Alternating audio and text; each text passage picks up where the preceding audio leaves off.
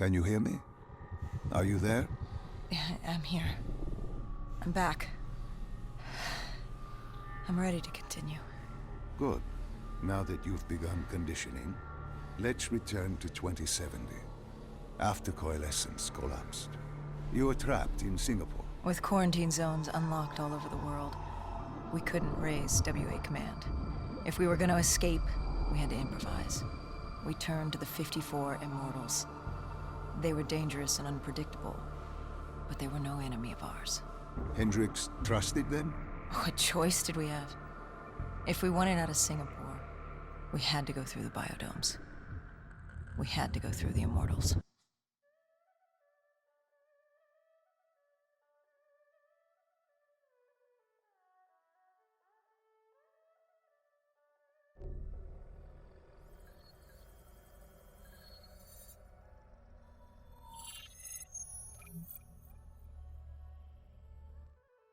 Getting in was easy. Getting out would be another matter entirely. At the time, the biodomes were the safest place to be. With the outbreak of 2060, the Immortals seized the marina and dug in. The biodomes were impenetrable. Dead-proof. Hendricks had a contact, Danny Lee. He was slimy as they come, but he could get us transport. Not only that, Taylor had beaten us out of the biodomes. And Danny claimed to know where he was heading. They had this information. Danny was convinced Gojulan had info on her central server. They were doing us a solid, really. But that didn't come cheap. They wanted food, water, weapons, reinforcements from the Winslow Accord. We agreed to their terms, with no idea if we could honor it. The Immortals were a people of their word, and quite efficient in punishing those who did not act the same. Danny was in a bad mood. The Immortals weren't exactly happy to see us. They knew our part in what had happened in Coalescence. Danny went so far as to accuse us of opening the containment zones ourselves. Hendricks persuaded him otherwise. But that didn't change how I felt. We were there. We had our chance to stop Diaz in the server room. You cannot blame yourself for what is out of your control. There were powers in play far greater than your own. Powers with far more control. You were a pawn in his game. You mean Deimos? Well, as it turns out, we weren't his only pawns in the room. How do you mean? You can get us a ride out? Sure, I'll give you that. But claiming to know where Taylor was? Know that saying, too good to be true? Something was wrong. There was something malevolent, malicious. I called Danny out. Wasn't too happy with that. But then again, we assumed he was just scared. The outbreak now occurring worldwide was unprecedented. We were all scared. Up till now, we'd become complacent. We got comfortable. The dead had stayed in their cage, and we kept pretending nothing had happened. Taylor and Diaz changed that. Pandemonium, riots, civil war, countries were already tearing themselves apart, in many cases before the dead even reached them. Danny wasn't scared. He was stalling. And it only took us another moment to find out why. The Ghost siblings. Danny set you up. No. This was different. It was their eyes. Hollow, empty, void of life, like they could see right through me. They all had it, just like Diaz. It was only later we found out all higher-ups in the Immortals were outfitted with D&I, like us. If only we'd known the part our own technology would play. The thing about dead killers, though, there's always a plan B. We had a robot squad in place, ready if the situation took a turn. Gojulan bolted before our robots got her. She was headed for the server room in Cloud Mountain, the only place we could put in the call from transport. It became quickly apparent that uninvited guests had joined the party in the biodomes. The dead were flooding into this safe haven. It was about to become hell on Earth. We had to move. We had to get to Cloud Mountain.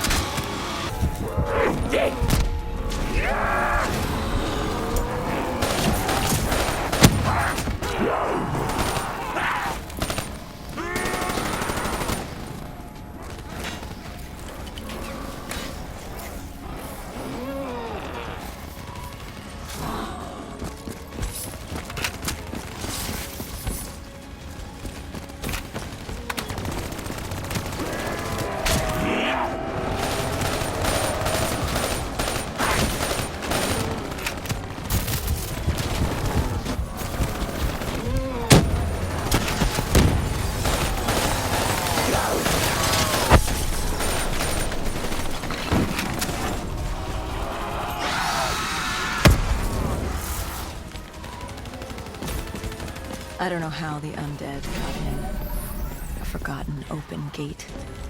A child's mistake. A poorly nailed board over a window. It didn't matter. It was spreading fast. We were already outnumbered 20-1. The remaining humans scrambling away or locked in their homes.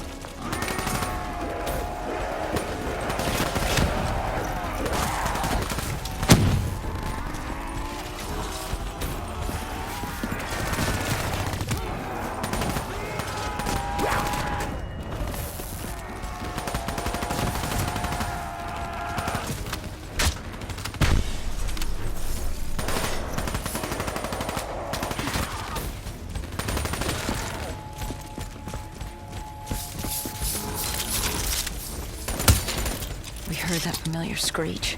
Parasites, mutated creatures born out of 6115, were flying towards us.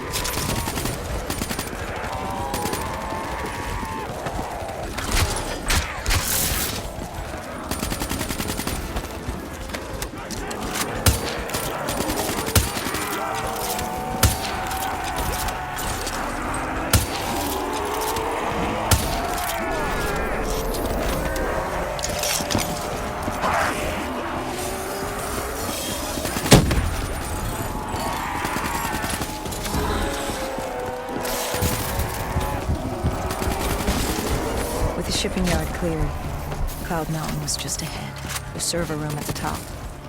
We had a long climb ahead of us.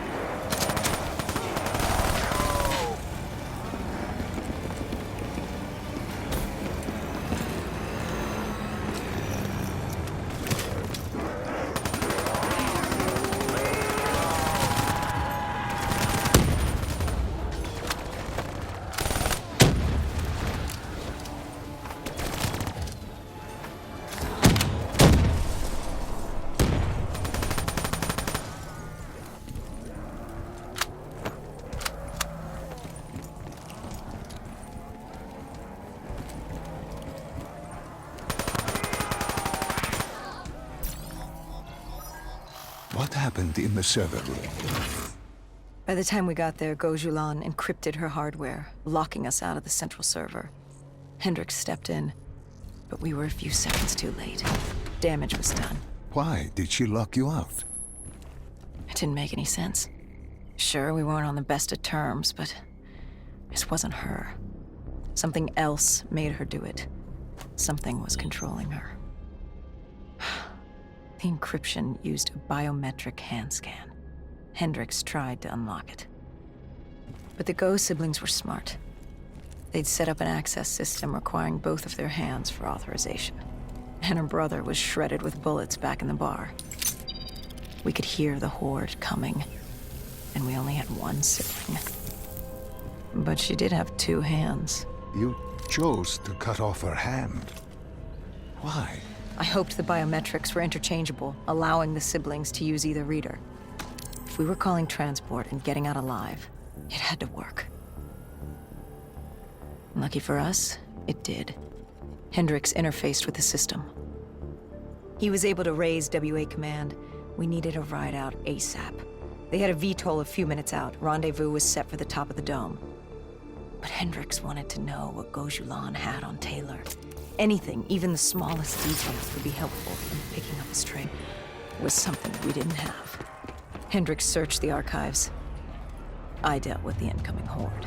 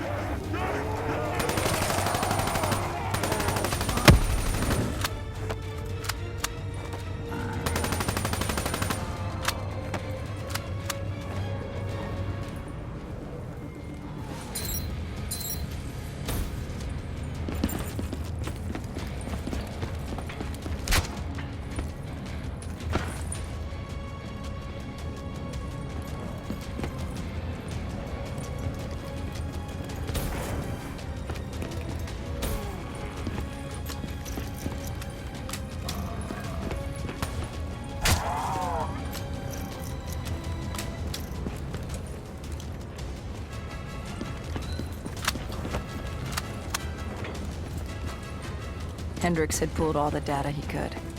I hoped it was enough. Our pickup was in position. It's time to get the hell out of here.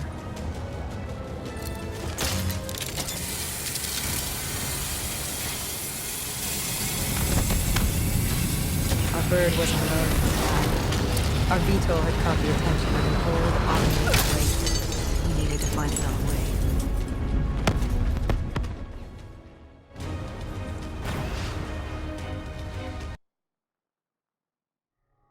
This wraith telling you.